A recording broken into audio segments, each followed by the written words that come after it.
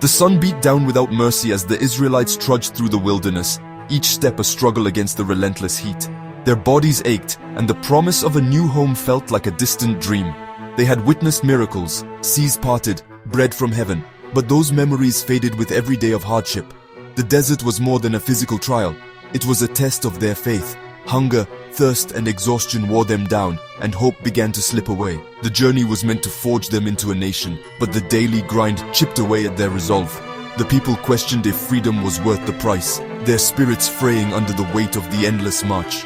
The landscape mirrored their turmoil, beautiful yet dangerous, offering no comfort. Suspended between slavery and an uncertain future, their faith was pushed to its limit. In this crucible, the silence of the wilderness was about to be shattered, not by praise, but by bitter cries of a people feeling abandoned. The grand story of liberation was lost in the pain of the present. Their test was not just survival, but whether they could trust in the unseen God who led them. The breaking point was near. Rebellion began as a whisper, spreading through the camp as complaints against Moses and God. "Why did you bring us out of Egypt?" they grumbled, longing for the comfort of their old lives, even if it meant slavery. The manna that once amazed them became a symbol of their dissatisfaction. "There is no bread, there is no water, we detest this miserable food," they cried, their frustration boiling over. Their complaints were more than words, they were a rejection of their journey and their purpose. The desert revealed the fragility of their commitment. They longed for the familiar, even if it meant chains. Moses saw their pain and fear, but also their lack of faith. The unity that had carried them out of Egypt was dissolving into discord. A line had been crossed, and a response from the heavens was inevitable. The seeds of doubt had grown into open rebellion. The universe was about to answer. The answer came not with thunder, but with a silent terror. Venomous snakes slithering into the camp. The Lord sent fiery serpents among the people. Their bites burned like fire, their venom swift and deadly. Panic erupted as the snakes struck, and the camp filled with screams. The ground they walked on turned against them, the consequence of their faithlessness now painfully real. Many died, and fear replaced their anger. Their rebellion was powerless against this divine retribution. The sting of the serpent was both physical and spiritual, a reminder of their broken relationship with God. In their agony, the people's cries changed from complaint to desperate pleas. They had spoken against God, and now felt the absence of His protection.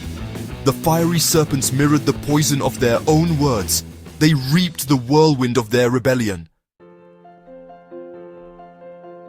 In the chaos, the people turned to Moses, their arrogance gone, replaced by terror and regret.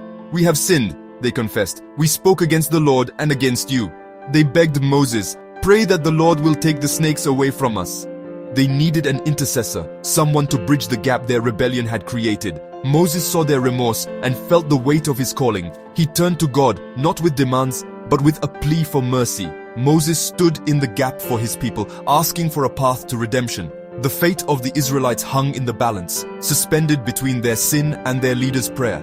Would mercy be granted, or would the plague continue? The camp waited, breathless, for God's response. The answer would come, but not as anyone expected. The people's future depended on what would happen next. Redemption was possible, but it would require something new.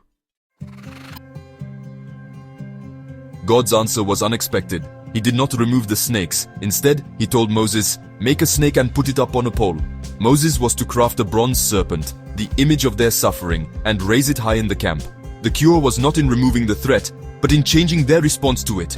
The snakes remained, a reminder of their transgression. Moses obeyed, forging the bronze serpent and mounting it on a pole for all to see. The sound of hammer on metal echoed through the camp, a symbol of hope forged in consequence. This was not an idol, but a focal point for faith. The people wondered, how could a metal snake save them from real ones? Their fate now rested on their willingness to trust in God's strange remedy. The answer to their suffering was before them, but it required a leap of faith. The lesson was about to unfold. Moses raised the bronze serpent high, its gleaming form visible to all. The command was simple.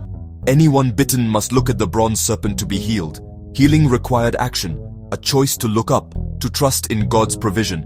Imagine the scene, a person writhing in pain, urged by family to look at the pole. With a final effort, they lift their eyes and the burning ceases, life returning. It wasn't the bronze itself, but the act of obedience and faith that brought healing. The choice was clear: focus on the wound and perish, or look up and live. This act taught them that healing comes through trust, not self-reliance. Their salvation was linked to their response to God's provision. Looking up was an admission of helplessness and a declaration of faith. It was a physical act that mirrored a spiritual turning. They had to look away from their pain and towards the remedy God provided. In that simple act, they found life. The lesson would echo for generations. The story of the Bronze Serpent echoes through the centuries, a parable of rebellion, consequence, and redemption. The Israelites were healed, and their journey continued, marked by the memory of the fiery snakes and the strange cure. The lesson was clear: disobedience brings destruction, but repentance and faith in God's provision lead to restoration. This ancient account speaks to us today. We all face our own fiery serpents, the pain of poor choices, broken relationships, regret. The bronze serpent is a powerful metaphor.